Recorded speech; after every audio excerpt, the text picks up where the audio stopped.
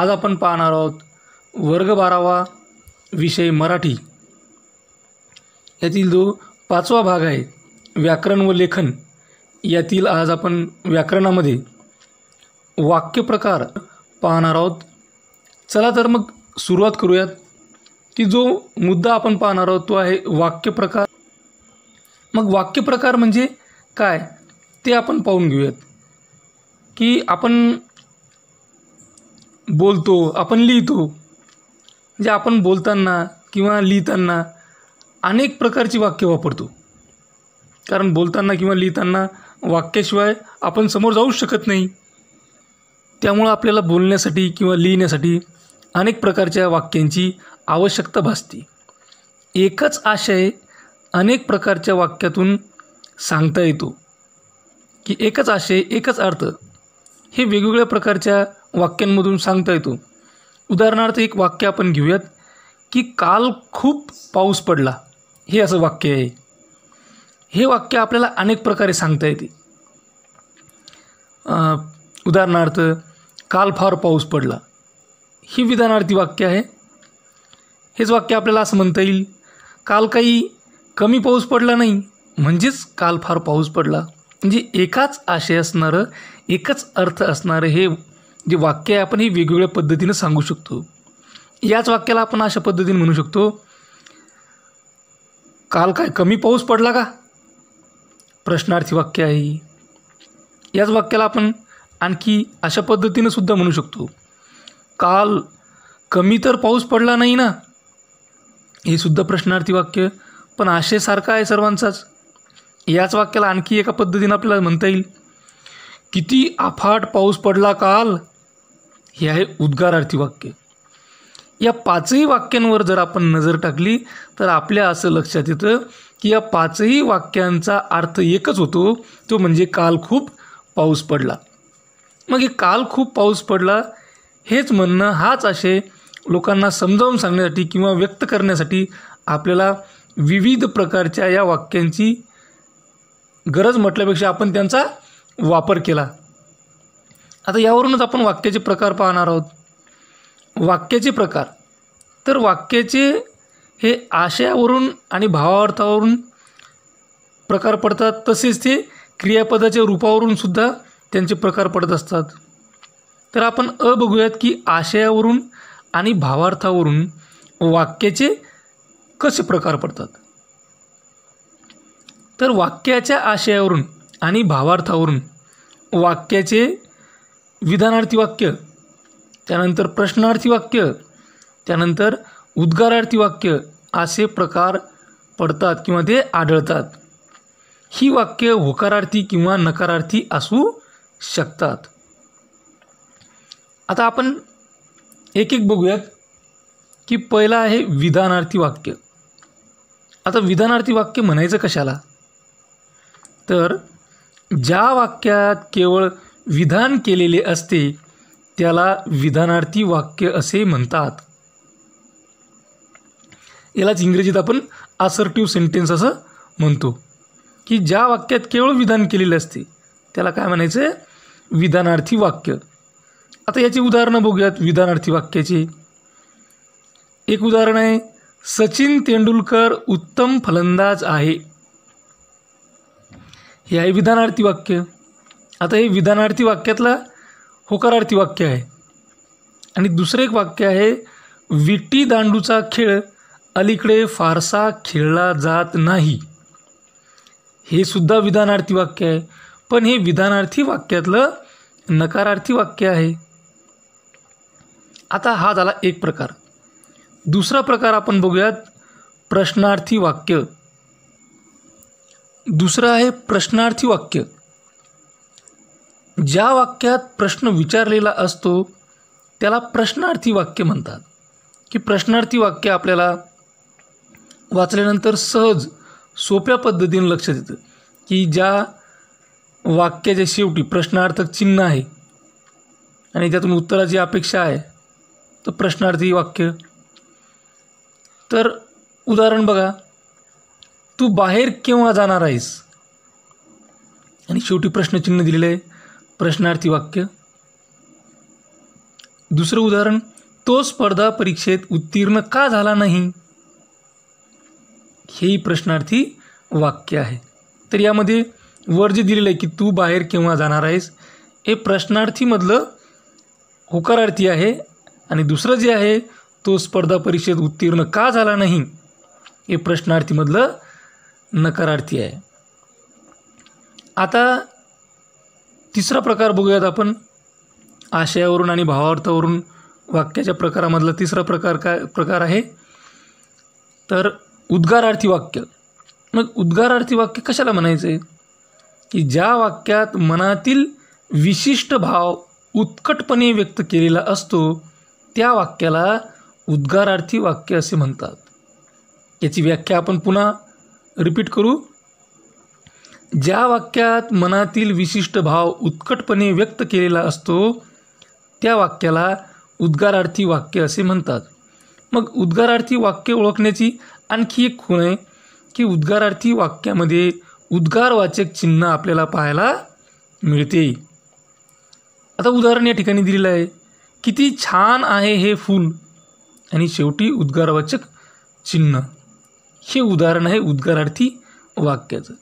तर हे जे 3 प्रकार आपण पाहिले, विधानार्थी वाक्य, प्रश्नार्थी वाक्य आणि उद्गारार्थी वाक्य, हे वाक्याच्या आशयावरून आणि भावार्थावरून पडलेले वाक्याचे प्रकार आहेत.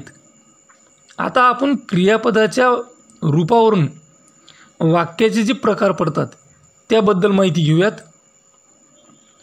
तर पहिला आहे क्रियापदाच्या रूपावरून वाक्याचे प्रकार पडण्यामध्ये पहिला प्रकार आहे स्वार्थी वाक्य.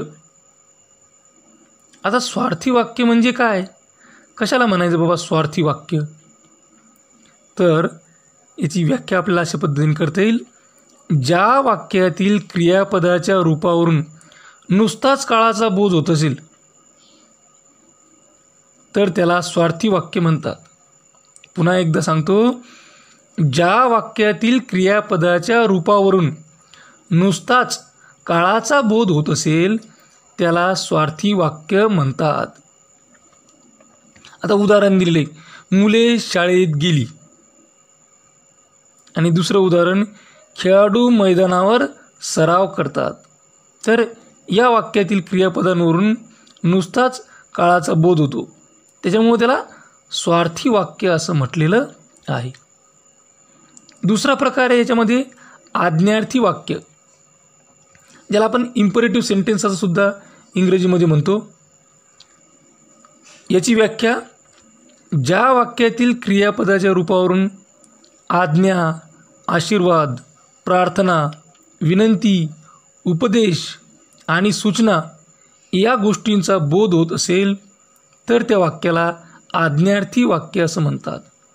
की आज्ञार्थी वाक्य म्हणजे फक्त आज्ञा दिली नाही, तर आज्ञा त्याबरोबरच आशीर्वाद, प्रार्थना, विनंती, उपदेश, सूचना या सगळ्या गोष्टींचा जो बोध होत असेल, वेगवेगळ्या वाक्यांमध्ये वेगळ्या वेगळ्या गोष्टींचा बोध होत असेल तर त्या वाक्याला आपण आज्ञार्थी वाक्य म्हणूयात. बऱ्याच वेळेस आपलं कन्फ्युजन काय होतं की आज्ञार्थी वाक्य म्हणजे काय, की एखाद्या वाक्यात आज्ञा दिली म्हणजे ते आज्ञार्थी वाक्य.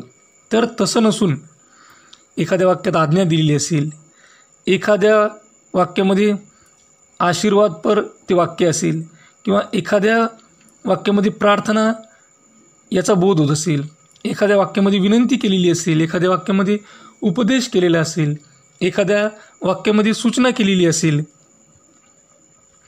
अशा सर्व वाक्यांना आपण आज्ञार्थी वाक्य असं म्हणतो. आता मग याची उदाहरणं बघूयात आपण. तर पहिलं उदाहरण आपल्याला लिहिता येईल, ती खिडकी लावून घे. या वाक्यामध्ये आज्ञा दिलेली आहे, ती खिडकी लावून घे. दुसरं उदाहरण आहे, तुम्ही नक्की यशस्वी व्हाल. या वाक्यामध्ये आशीर्वाद दिलेला आहे. तिसरं उदाहरण आहे, देवा मला सद्बुद्धी दे. आता हे जे वाक्य आहे, देवा मला सद्बुद्धी दे, यामध्ये देवाकडे प्रार्थना केलेली आहे, म्हणजे हे यातून प्रार्थनेचा बोध होतो.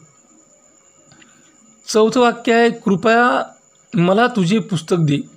या वाक्यामध्ये विनंती केलेली आहे, आणि विनंती केलेलं असून हे वाक्य आज्ञार्थी वाक्य आहे. 5वं उदाहरण आहे आज्ञार्थी वाक्याचं. विद्यार्थ्यांनो खूप मेहनत करा. आता या ठिकाणी उपदेश दिलेला आहे की विद्यार्थ्यांना तुम्ही खूप मेहनत करा. आणि आज्ञार्थी वाक्याचं 6वं उदाहरण आहे इथे पादत्राणे ठेवू नयेत. ही सूचना असून सुद्धा ते आज्ञार्थी वाक्य आहे. म्हणजे आपल्या लक्षात आलं की आज्ञार्थी वाक्य म्हणजे केवळ आज्ञा नसून या बाकीच्या गोष्टींचा सुद्धा त्यामध्ये समावेश होतो. आता पुढील वाक्य आहे विद्यार्थी वाक्य. विद्यार्थी वाक्य कशाला म्हणायचं विद्यार्थी वाक्य? तर ज्या वाक्यातील क्रियापदाच्या रूपावरून विधी म्हणजे कर्तव्य, शक्यता, योग्यता, इच्छा या गोष्टींचा बोध होत असेल तर त्याला विद्यार्थी वाक्य असं म्हणतात. आता याच्याबद्दल जास्त जाणून घ्यायचं असलं तर ती उदाहरणं बघावं लागतील जेणेकरून आपल्याला कळेल. तर पहिलं उदाहरण आहे त्याचं, परिसर स्वच्छ ठेवणे हे आपले कर्तव्य आहे. या वाक्यातून आपल्याला कर्तव्याचा बोध होतो. परिसर स्वच्छ ठेवणे हे आपले कर्तव्य आहे. दुसरं वाक्य आहे आज बहुतेक पाऊस पडेल. आज बहुतेक पाऊस पडेल या वाक्यामधून आपल्याला शक्यतेचा बोध होतो. तिसरं वाक्य आहे अंगी धैर्य असणाराच कठीण काम करू शकतो. हे वाक्य वाचल्यानंतर आपल्याला त्या काम करणाऱ्याच्या योग्यतेचा बोध होतो, म्हणून ती विद्यार्थी वाक्य आहे. चौथं वाक्य विद्यार्थ्यांनी वर्गात शांतता राखावी. या वाक्यातून आपल्याला इच्छेचा बोध होतो, इच्छा दिसते, म्हणून ते वाक्य विद्यार्थी वाक्य आहे. आता क्रियापदाच्या रूपावरून आणखीन आपल्याला एक वाक्याचा प्रकार सांगता येईल, तो म्हणजे संकेतार्थी वाक्य. आता संकेतार्थी वाक्य कशाला म्हणायचं आहे? तर ज्या वाक्यातील क्रियापदाच्या रूपावरून अमुक केले असते तर तमुक झाले असते, किंवा अमुक केले असते तर अमुक झाले असते, अशी अट किंवा संकेत असा अर्थ निघत असेल तर त्यास संकेतार्थी वाक्य असे म्हणतात. तर ही होती संकेतार्थी वाक्याची व्याख्या. आता आपण त्याचं उदाहरण पाहू. उदाहरणार्थ पाऊस पडला असता तर हवेत गारवा आला असता. आता या वाक्यामध्ये पहा, पाऊस पडला असता तर हवेत गारवा आला असता, म्हणजे अमुक झाले असते म्हणजे पाऊस पडला असता, तर तमुक झाले असते म्हणजे हवेत गारवा आला असता. हे संकेत दिसतात आपल्याला याच्यामुळे. पाऊस पडला असता तर त्यातून संकेत कोणती मिळाली असते की हवेत गारवा आला असता. दुसरं उदाहरण आहे मला जर सुट्टी मिळाली तर मी गावी जाईन. पहा, जर सुट्टी मिळाली तर मी गावी जाईन, तर हे संकेत आहेत, तर याला संकेतार्थी वाक्य असं म्हणायचं आहे. आता आपण याची कृती बघूयात. तर कृतीमधील पहिली कृती आहे खालील वाक्ये वाक्याच्या आशयानुसार कोणत्या प्रकारात मोडतात ते लिहा. पहा, पुन्हा एकदा कृती वाचतो. खालील वाक्ये वाक्याच्या आशयानुसार, बघा आपण पहिले पाहिलं की आशयानुसार आणि क्रियापदाच्या रूपानुसार, तर या गोष्टीवर जास्त फोकस का करत आहे की जेणेकरून तुमच्या लक्षात यावं. खालील वाक्ये वाक्याच्या आशयानुसार कोणत्या प्रकारात मोडतात ते लिहा. पहिलं वाक्य आहे गोठ्यातील गाय हंबरते. तर हे वाक्य आशयानुसार, वाक्याच्या आशयानुसार विधानार्थी वाक्य यामध्ये मोडते. येथील दुसरं वाक्य आहे श्रीमंत माणसाने श्रीमंतीचा गर्व करू नये. नये शब्द आलेला आहे. हे वाक्य वाक्याच्या आशयानुसार विधानार्थी वाक्यात तर मोडते, पण विधानार्थीमधलं हे नकारार्थी वाक्य आहे. त्यानंतर तिसरं वाक्य आहे किती सुंदर देखावा आहे हा, आणि शेवटी उद्गारवाचक चिन्ह दिलेलं आहे आणि आपल्याला माहिती आहे मित्रांनो, उद्गारवाचक चिन्ह म्हणजे हे वाक्य उद्गारार्थी असायला पाहिजे आणि ते आहेच. तर वाक्याच्या आशयानुसार हे उद्गारार्थी वाक्य या प्रकारात मोडते. चौथं वाक्य आहे, यावर्षी पाऊस खूप पडला. यावर्षी पाऊस खूप पडला. यातून आपल्याला विधानाचा बोध होतो. हे एक विधान आहे, म्हणजेच विधानार्थी वाक्य आहे. त्यानंतर पाचवं वाक्य आहे, तुझा आवडता विषय कोणता. या वाक्यामधून, आता या वाक्यामध्ये पाहिलं आपण शेवटी प्रश्नार्थक चिन्ह आहे आणि या वाक्यामधून आपल्याला प्रश्नाचा बोध होतो, म्हणजे हे वाक्य हे प्रश्नार्थी वाक्य आहे. आता हे झालं वाक्याच्या आशयानुसार कोणत्या प्रकारात मोडतात. यामधील जी समोरील कृती आहे, पुढील कृती आहे, ती कृती आहे खालील वाक्य क्रियापदाच्या रूपानुसार कोणत्या प्रकारात मोडतात ते लिहा. आणि त्यामधील पहिलं वाक्य आहे प्रार्थनेसाठी रांगेत उभे राहा. हे आज्ञार्थी वाक्य आहे. सरळ सरळ आज्ञा देण्यात आली की प्रार्थनेसाठी रांगेत उभे राहा, आज्ञार्थी वाक्य. दुसरं वाक्य आहे सरिताने अधिक मेहनत केली असती तर तिला उज्ज्वल यश मिळाले असते. तर विद्यार्थी मित्रांनो, आपण अगोदर सांगितलं होतं की अमुक झाले असते तर अमुक झाले असते, असं ज्या वाक्यामध्ये आपल्याला कळते ते वाक्य संकेतार्थी वाक्य असते. या वाक्यामध्ये पहा, सरिताने अधिक मेहनत केली असती तर तिला उज्ज्वल यश मिळाले असते, म्हणजे हे वाक्य आपल्याला संकेत देते, म्हणजे हे वाक्य संकेतार्थी वाक्य आहे. तिसरं वाक्य आहे विद्यार्थी कवायत करत आहेत. आता विद्यार्थी कवायत करीत आहेत या वाक्यामधून आपल्याला नुसताच काळाचा बोध होतो, त्यामुळं हे स्वार्थी वाक्य आहे. त्यानंतर चौथं वाक्य आहे विद्यार्थ्यांनो सभागृहात गोंगाट करू नका. वाक्य वाचल्यानंतरच आपल्या लक्षात असं आलं की हे वाक्य आज्ञार्थी वाक्य आहे. पाचवं वाक्य क्रिकेटच्या सामन्यात आज भारत नक्की जिंकेल. या वाक्यामधून आपल्याला फक्त काळाचा बोध होतो, त्यामुळं हे वाक्य स्वार्थी वाक्य आहे.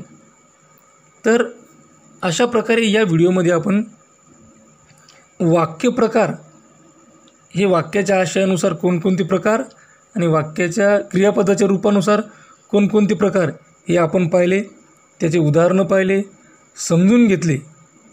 की मला आशा आहे की तुम्हाला मी सांगितलेल्या ह्या गोष्टी तुमच्या लक्षात आल्या असतील.